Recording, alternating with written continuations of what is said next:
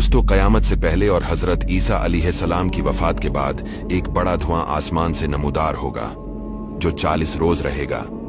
इससे मुसलमान जुकाम में मुब्तला हो जाएंगे। काफिरों और मुनाफिकों पर बेहोशी तारी हो जाएगी। बाज 1 दिन, बाज 2 दिन और बाज 3 दिन के बाद होश में आएंगे। इसके बाद रात इस कदर लंबी हो जाएगी कि मुसाफिर तंग दिल और मवेशी चरागाह के लिए बेकरार होंगे। यहाँ तक कि लोग बेचैनी की वजह से नाला वजारी करेंगे और तौबा तौबा पुकारेंगे।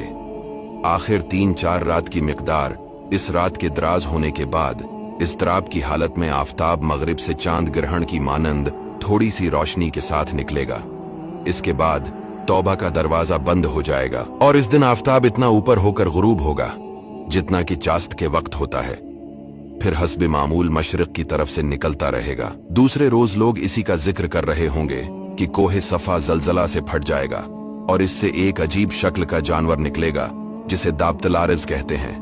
वो चेहरे में आदमी से, गर्दन में ऊंट से, डम में बील से, हाथों में बंदर से और कानों में हाथी से मुशाबा होगा। पहले यमन में, फिर नजद में जाहिर होकर गायब हो जाएगा, फिर दोबारा मक्का में जाहिर होगा। इसके एक हाथ में हजरत मूसा का उस्सा और दूसरे में हजरत सुलेमान अलैहिस्सलाम की अंगूठी होगी। वो ऐसी तेजी से शहरों का दौरा करेगा कि कोई भागने वाला उससे न बच सकेगा। वो अहले ईमान की पेशानी पर असाए मूसा से एक नूरानी खत खींच देगा जिससे तमाम चेहरा नूरानी हो जाएगा और कुफार की नाक या गर्दन पर खात्मे सुलेमानी से एक सियाह धब्बा लगाएगा जिससे इनका चेहरा सियाह और बेरूनक हो जाएगा। उसके बाद एक ठंडी हवा चलेगी जिसके सबब से हर साहबी ईमान की बगल में दर्द पैदा होगा। अफजल फाजिल से, फाजिल नाकिस से और नाकिस फासिक से पहले मरने शुरू हो जाएंगे, यहां तक कि कोई अहले ईमान बाकी न रहेगा। फिर कुफारे जश्शा का गलबा होगा और उनकी सल्तनत कायम होगी। वो खाना काबा को ढा देंगे। हज मौकूफ हो जाएगा। कुरान मजीद दिलों, जबानों और कागजों से उठ जाएगा। खौफ आखिरत दिलों से उठ जाएगा। शर्मू हया न रहेगा। आदमी गधों और कुत्तों की मानंद दोस्तों के सामने जमा करेंगे। कहत वबा का ज़ुहूर होगा। दीगर ममालिक के लोग अहल वयाल समीत शाम को रवाना होंगे। इसी इसना में एक बड़ी आग जनूब की तरफ से नमूदार होगी। वो इनका ताक़ुब करेगी यहां तक कि वो शाम पहुंच जाएंगे। फिर वो आग गायब हो जाएगी। इसके बाद 4-5 साल लोग ऐशो इशरत के साथ गफलत में जिंदगी बसर करेंगे। बदप्रस्ती आम होगी। कोई अल्लाह अल्लाह कहने वाला ना होगा।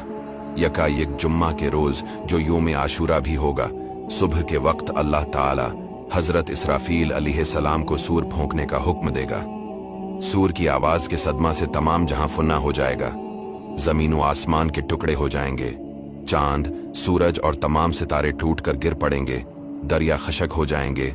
आग बुझ जाएगी। सिवाय जाती बारी ताला के कोई बाकी न रहेगा। इस वक्त अल्लाह ताला फरमाएगा, आज सल्तनत किसकी है? फिर खुद ही जवाब देगा। इस एक अल्लाह की जो कहार है। एक मुद्दत के बाद नए आसमान और नई जमीन पैदा होगी। फिर जब अल्लाह ताला चाहेगा दोबारा हजरत इसराफील को जिंदा फरमाएगा और सूर को पैदा करके दोबारा फूंकने का हुक्म देगा। सूर फूंकते ही तमाम अव्वलीन और आखरीन मलाइका, इंसान और जिन जिंदा हो जाएंगे। सबसे पहले हुजूर पाक अलैहिस्सलाम अपनी कब्र मुबारक से यूं बरामद होंगे कि दाएं हाथ में सिद्दीक़ अकबर का हाथ और बाएं हाथ में फारूक आज़म का हाथ।